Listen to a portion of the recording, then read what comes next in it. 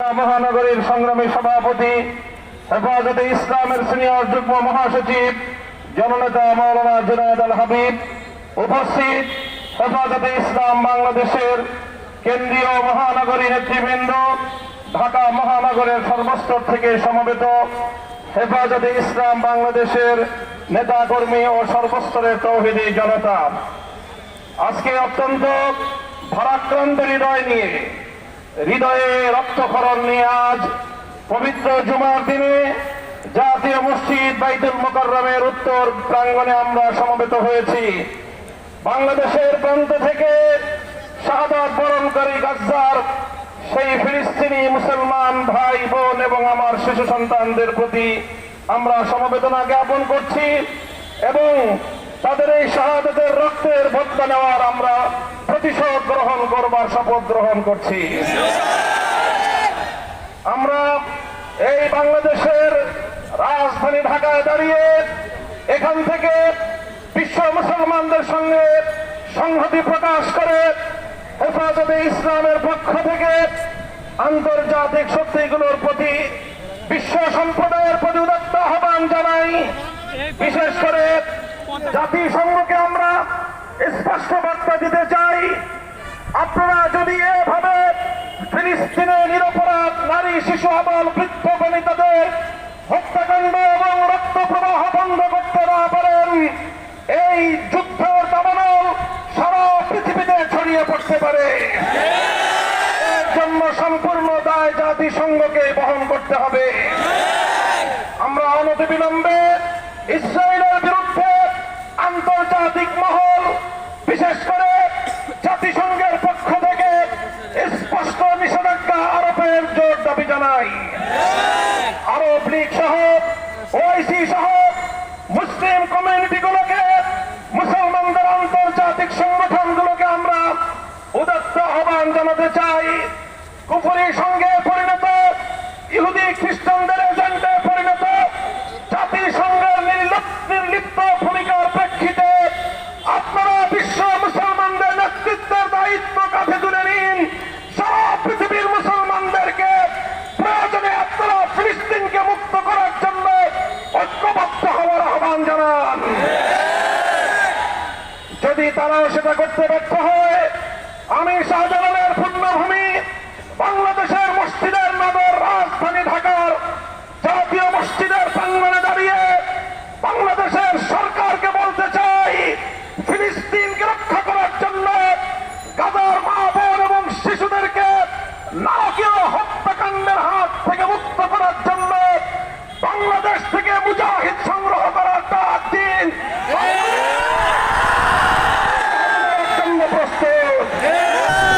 সেই সঙ্গে আমরা বলতে চাই, আমি বাংলাদেশ সরকারের কাছে স্পষ্ট দাবি জানাতে চাই, ইসরায়েলের বিরুদ্ধে ফিলিস্তিনের পক্ষে প্রতিটি পদক্ষেপে বাংলাদেশ সরকারকে অগ্রণী ভূমিকা পালন করতে হবে। এদিকে ফিলিস্তিনের ইস্যুর পাশাপাশি লক্ষ্য করছি আমরা সম্প্রতি বেশ কিছুদিন ধরে পবিত্র রমজান মাসে ভারতে উগ্রতা সৃষ্টি করে আবার মুসলমানদের রক্ত নিয়ে হোলি খেলবার পায়তারা চলছে। প্রায় 300 বছরের ঐতিহ্যকে মুছে ফেলে ইসলামী শাসনের মুসলিম সাম্রাজ্যের উজ্জ্বল নক্ষত্র আওরঙ্গজেব আলমগীর রহমতুল্লাহ আলাইহির সমাধিকে উৎখাত করার যে ষড়যন্ত্র শুরু হয়েছে, হিন্দুত্ববাদী ভারতকে আমরা বলতে চাই, আওরঙ্গজেবের সমাধিতে একটি আঘাত ভারতকে খান করে দেবে। আওরঙ্গজেবের সমাধিতে যদি কোনো আঘাত করা হয়, সেটাকে আমরা গজবে হিন্দের প্রতিধ্বনি হিসেবে বিবেচনা করব।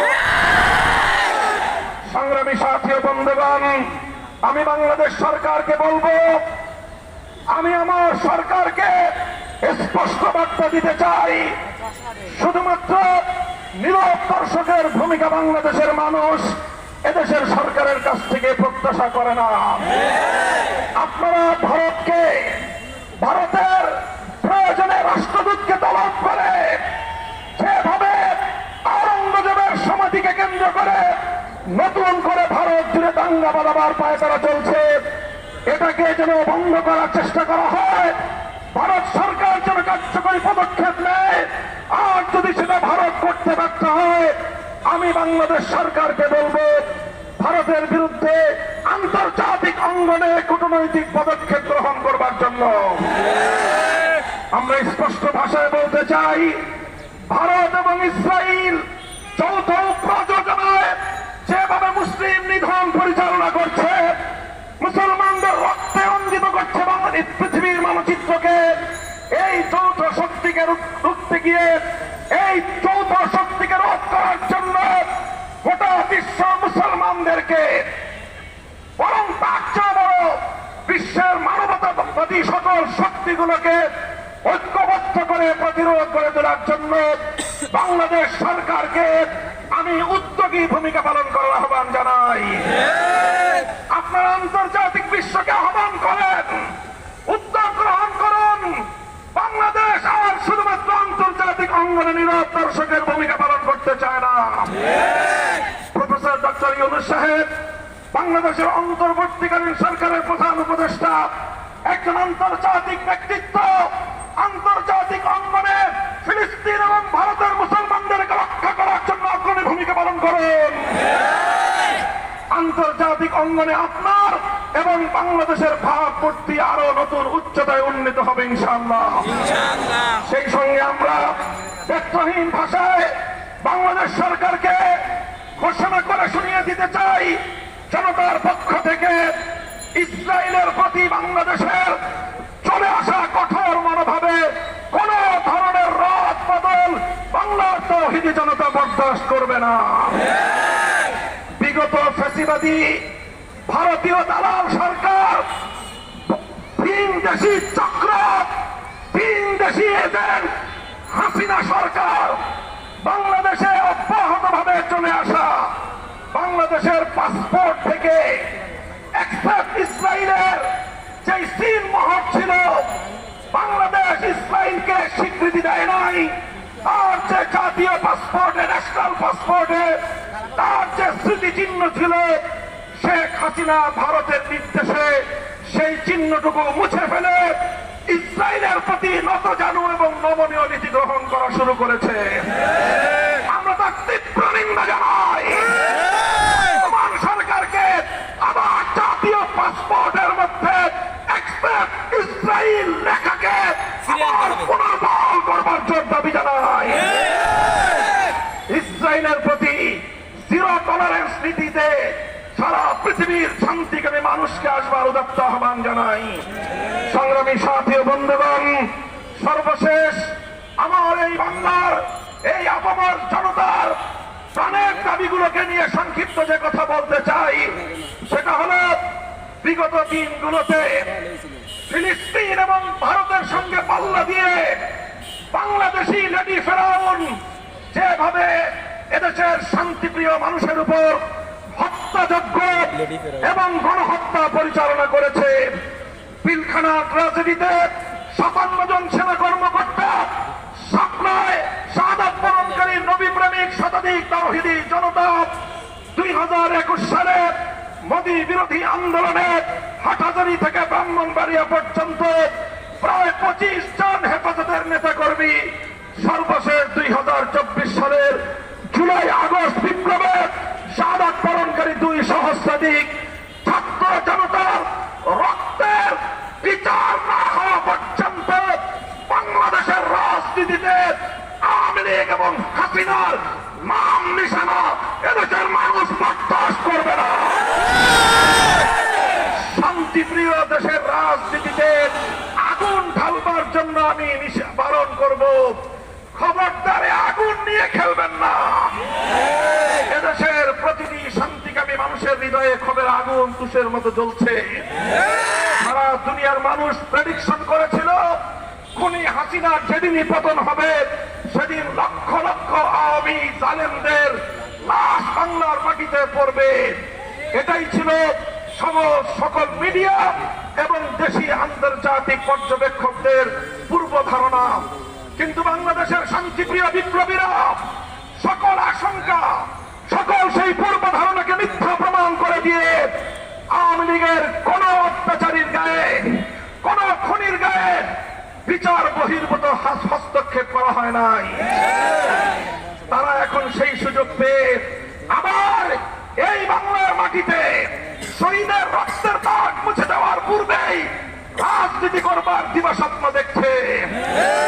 আমরা পরিষ্কার ভাষায় বলে দিতে চাই, আওয়ামী লীগ বাংলাদেশের রাজনীতিতে আসতে হলে আমাদের লাশের উপর দিয়ে আসতে হবে।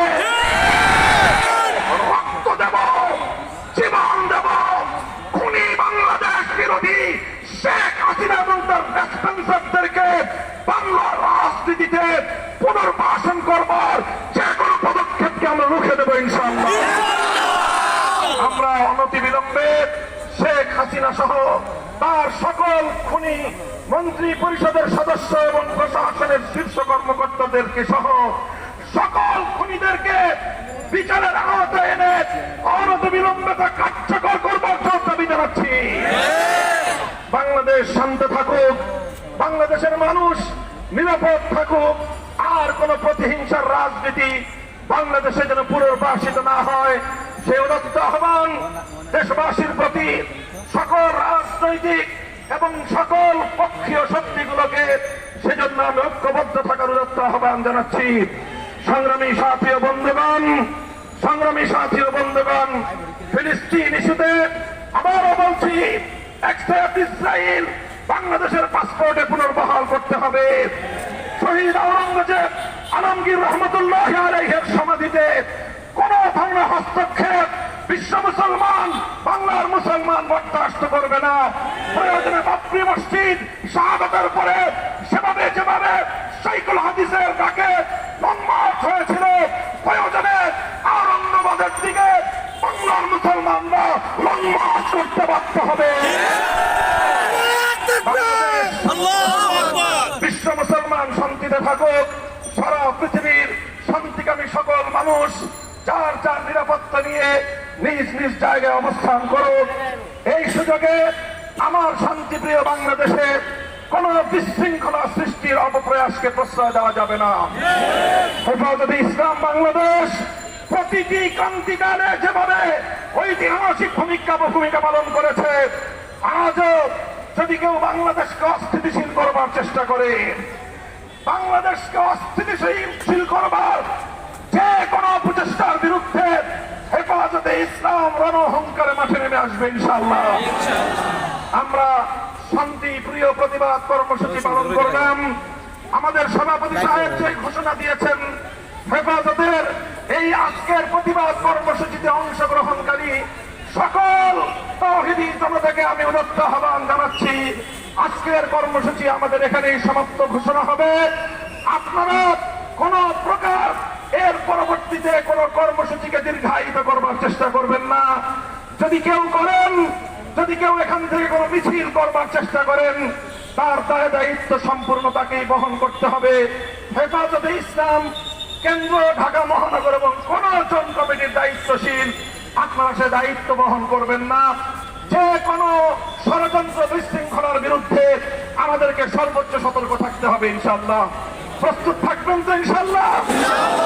আগামী সংগ্রামের প্রতিটি অন্যায় এবং প্রতিটি বিচার বহির্ভূত হত্যাকাণ্ডের বিরুদ্ধে হেফাজতের আগামী সংগ্রামে রাজপথে সামিল থাকার উদাত্ত আহ্বান জানিয়ে শেষ করলাম। নাসরুম মিনাল্লাহি ওয়া ফাতহুন করিব। আসসালামু আলাইকুম ওয়া রাহমাতুল্লাহ। সংগ্রামী সাথী ও বন্ধুগণ, হেফাজতে ইসলাম বাংলাদেশের কেন্দ্রীয় নায়েব আমির মাওলানা আব্দুল কাইয়ুম সুবহানী সাহেব এখন দোয়া করে সমাপ্তি ঘোষণা করবেন। আজকের সময় এখানে সমাপ্ত আব্দুল কাইয়ুম সুবহানী সাহেবের মোনাজাতের মাধ্যমে। اللهم آمين. ربنا ظلمنا أنفسنا وإن